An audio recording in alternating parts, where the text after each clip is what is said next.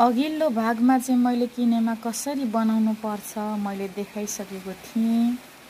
अब आज 3 रात पनि भयो, यानि कि 48 घण्टा बितिसक्यो। 48 घण्टा पछि मैले हेर्दा कस्तो भयो हेरौँ। किनेमा रेडी।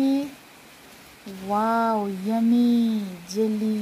यस्तो राम्रो उठेछ कि, यस्तो राम्रो तरिकाले।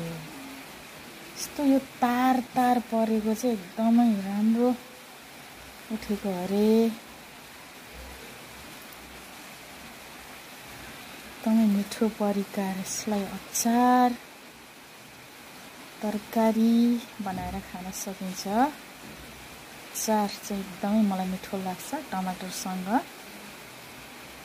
ल हेर्नुहोस् त कस्तो राम्रो भएछ। एकदमै जेली है। यस्तो केमा दिन्छ छोरी खाने? वाउ लु टेस्ट गर्नु त।